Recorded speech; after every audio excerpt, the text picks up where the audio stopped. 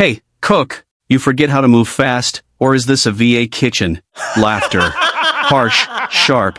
The cook didn't respond, just kept scrubbing the same spot on the grill like it mattered. They kept going. "You drop those plates like you dropped your unit?" And still, silence. Until 30 minutes later, a black SUV pulled up. A man stepped out.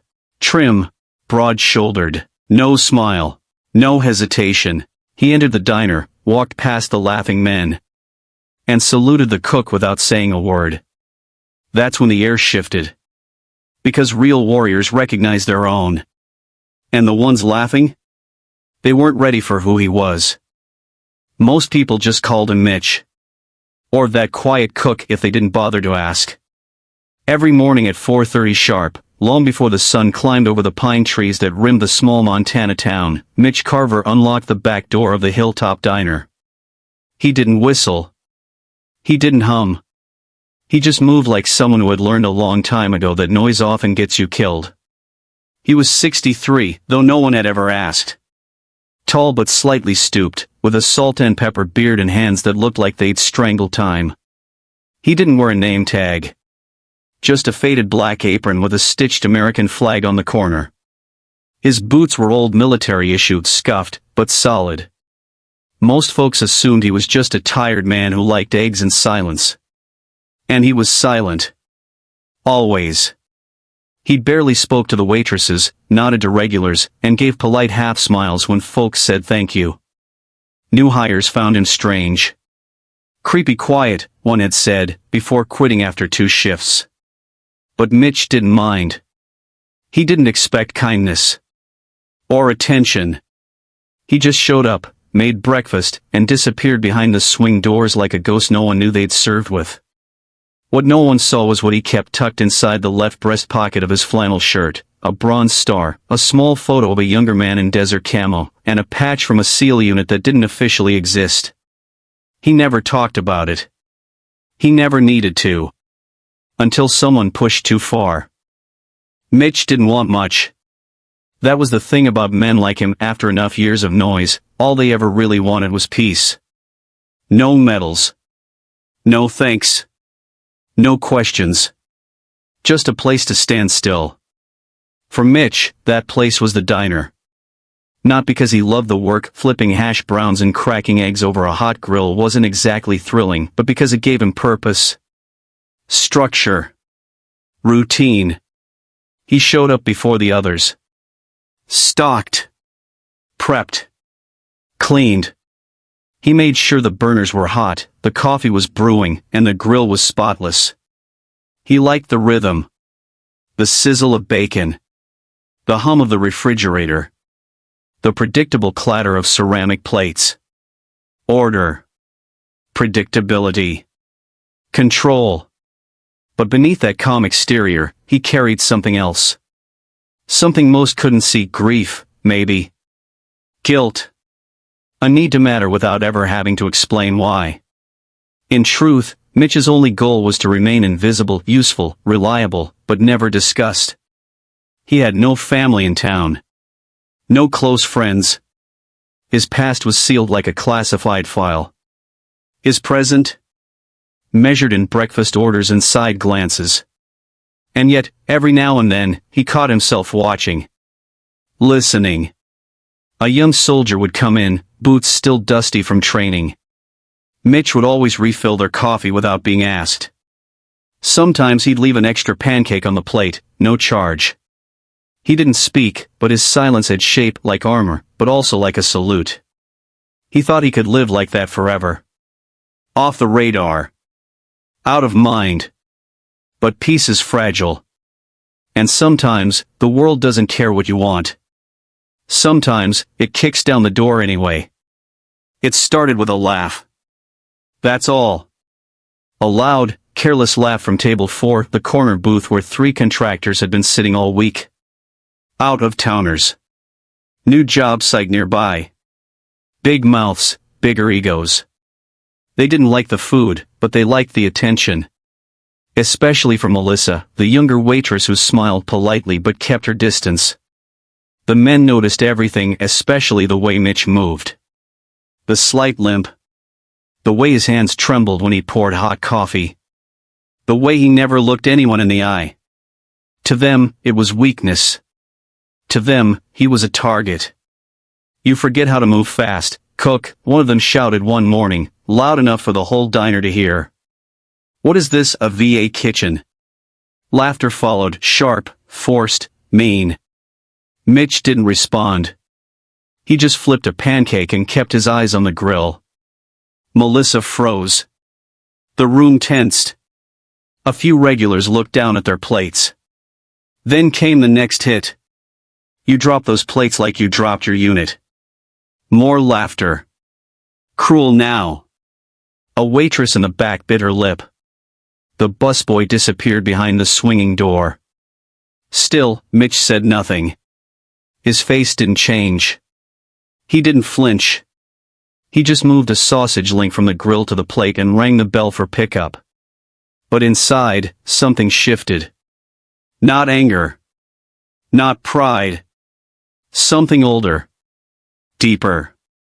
The kind of heat that starts behind the ribs when your dignity's been scraped raw but you've trained yourself never to show it. The insults weren't new. But this time, they were louder. More public. And somewhere inside him, the silence cracked, just a hairline fracture. Not enough to speak. But enough to summon someone who would. The rest of the diner held its breath. Melissa picked up the plate from the window, her hands shaking. She served it to the contractors without a word, and one of them gave her a wink that made her skin crawl. Mitch watched. Not with judgment, with stillness. He dried his hands slowly, folded the towel, and returned to the grill. But his movements were tighter now. Sharper. The rhythm was broken. One of the men, the loudest one, a guy in a dirty orange hoodie, leaned back and tossed a ketchup packet toward the kitchen. It splattered near Mitch's boots. "Oops," the man said, mock innocent. "Slippery floor, huh, chef?" The others snorted. Mitch bent down, wiped it up without a sound. The room had split into two halves, those who wanted to pretend nothing was happening, and those who were ashamed they were pretending. And yet still, no one intervened. Maybe it was fear. Maybe it was habit. Maybe it was the way Mitch seemed unfazed by it all, like he'd already survived worse and didn't need protection. But at table 7, near the window, a teenage boy and his father were watching. The boy, maybe 15, stared at Mitch with wide, confused eyes. "Why doesn't anyone stop them?" he whispered. His father, a quiet man in a weathered denim jacket with a small navy anchor pin, didn't answer. He just took a slow sip of coffee. Then, quietly, pulled out his phone. "Who you calling?" the boy asked. But the man didn't answer. He just stared at the cook, and waited. Because he recognized something no one else did. The way Mitch stood. The silence that held shape.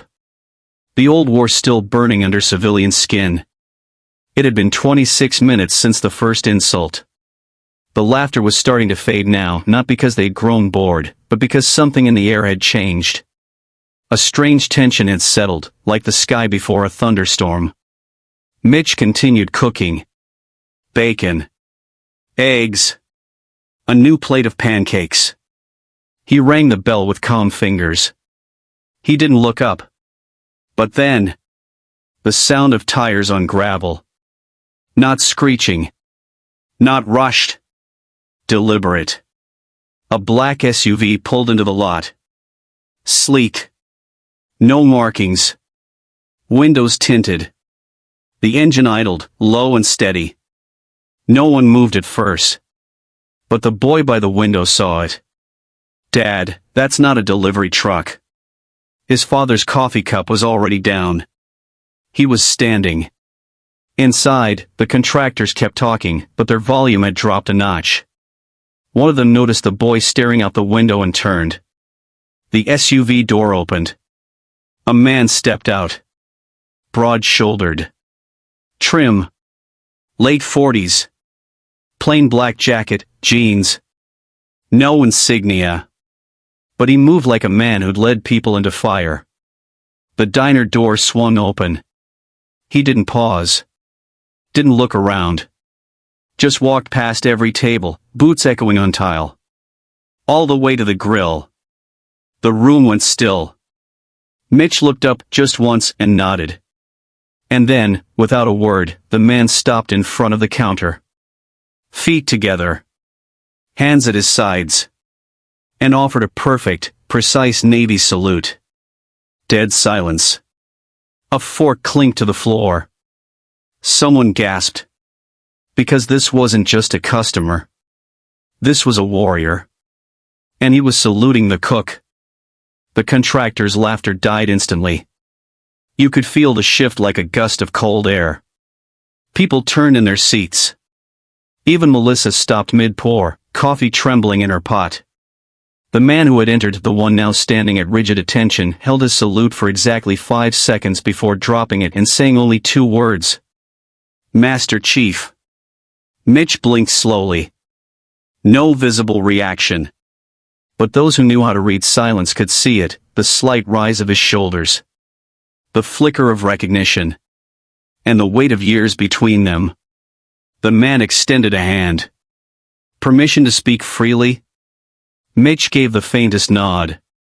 You saved my life in '04, the man said, voice steady. I told myself if I ever saw you again, I'd stand up properly. Gasps rippled across the diner. One of the contractors muttered, Wait, what? Mitch simply reached out, shook the man's hand once, firm. Then returned to the grill without a word. But the damage or the reckoning had begun. The father by the window stepped forward now. Name's Lieutenant Carver. Retired, he said. And that man? He's a damn legend. He looked at the table where the loud men sat.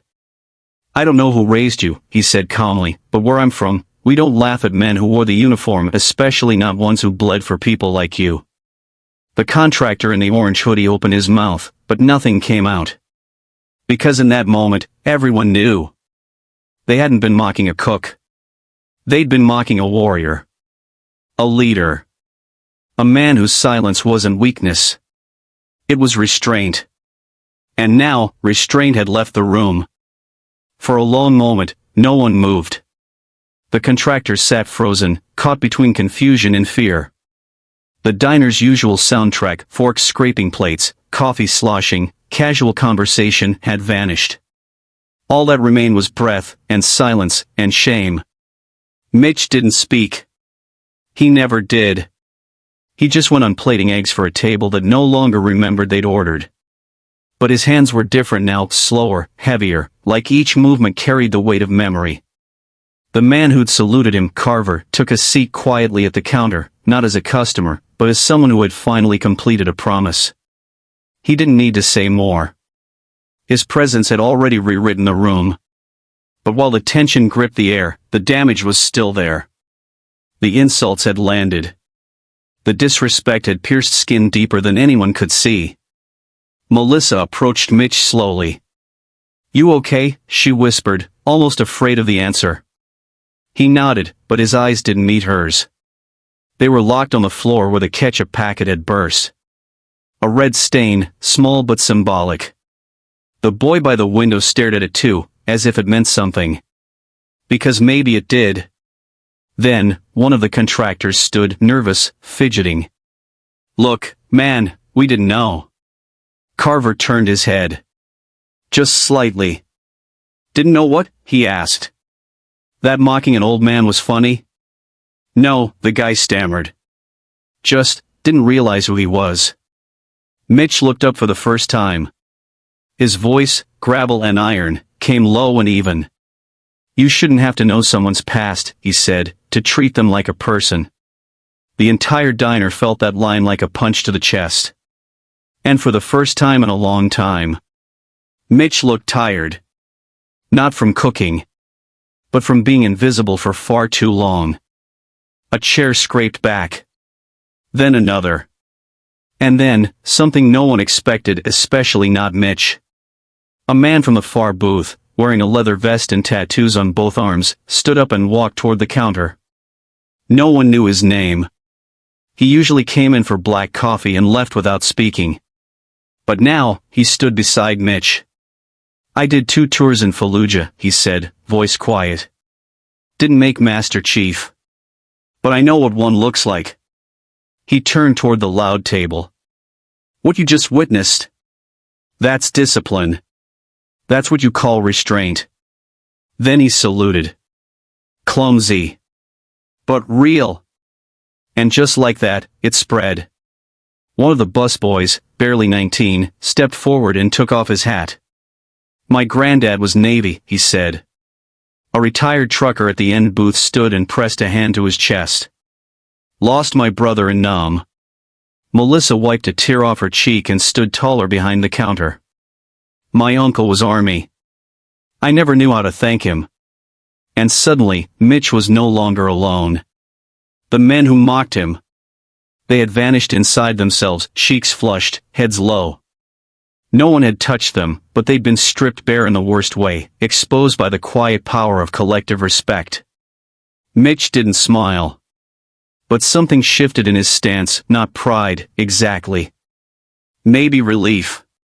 Or recognition. For once, the silence didn't hurt. Carver placed a single coin on the counter. A challenge coin. The kind passed only between brothers in arms. For the one who saved 12, he said. Mitch didn't pick it up. He just nodded. Because words weren't needed between men like them. It wasn't about the coin. Or even the salute. It was about the stillness that came after, the kind that only settles when a long invisible truth has finally been seen. Mitch stepped out from behind the counter. No apron. Just flannel, boots, and the posture of someone who had carried others when no one else could. He walked toward the corner booth. The contractors sat stiffly, not saying a word. One of them tried to meet his gaze. He couldn't. Mitch stopped. For the record, he said, his voice like slow thunder, I don't need an apology. I need you to remember what you did. They nodded, eyes darting. Embarrassed. Cornered. Human. Then Mitch turned back to the room. But something was different now. People looked at him. Truly looked. Not with pity.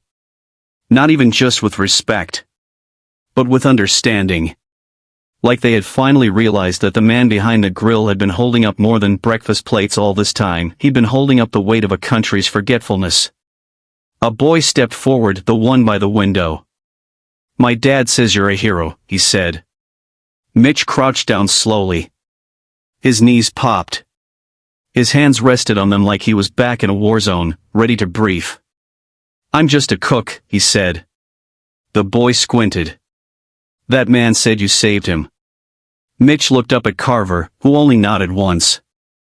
Maybe I was a hero once, Mitch replied, but today, I just wanted to feed people. The boy didn't understand all of it. But he smiled anyway. And Mitch smiled back. Not for attention. But because something inside had finally exhaled. Later that afternoon, the contractors paid and left without another word. No one stopped them. No one had to.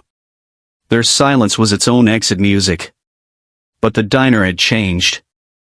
Melissa printed a fresh sign and taped it to the front counter. Veterans eat free every Friday. No one asked her to. She just did it. The man with the tattoos offered to repaint the diner's back wall, said he'd do it for nothing if he could include a mural. One of a cook behind a grill. Back straight. Eyes steady. Flag in the corner. Mitch didn't argue. He just returned to work the next day like always. But something was different now. Customers greeted him by name. The coffee tasted richer. The grill hissed like it had a heartbeat. And when Mitch moved, it wasn't with the weight of invisibility, but with the quiet rhythm of a man who'd finally been seen. Carver stopped by once more. Just briefly. They didn't talk much. Didn't need to. He placed another coin on the counter, then turned to go. Mitch picked it up this time. And tucked it in the pocket beside the bronze star. 3 weeks later, a photo appeared online. Mitch, standing behind the grill, saluting back at a young boy in a Cub Scout uniform. No caption. No hashtags. Just a moment, frozen. And it went viral. Not because it was dramatic, but because it felt true. News outlets picked it up. The story of the quiet cook who turned out to be a Navy hero. The veteran who never asked for recognition but got it anyway, not from institutions, but from neighbors, waitresses, strangers. Local high schoolers came in to interview him. Mitch didn't say much. He mostly listened. But he let them sit in his booth. Told them what eggs he liked. That was enough. Veterans from 2 counties over began stopping by. Just to shake his hand. Just to sit nearby. Like his silence held gravity. And in the corner of the diner, under the new mural, hung a plaque that read, "He never asked to be honored." But when he stood, others stood taller. Mitch never talked about that day again. But every Friday, without fail, he wore the apron with the flag stitched into the corner. And carried a coin in his pocket. Some stories end when the crowd stops clapping. Mitch's didn't. The weeks turned into months. Snow came early that year, frosting the Hilltop Diner's windows with white lace. The booths stayed warm, the grill kept sizzling, and Mitch kept showing up. But now, he wasn't alone.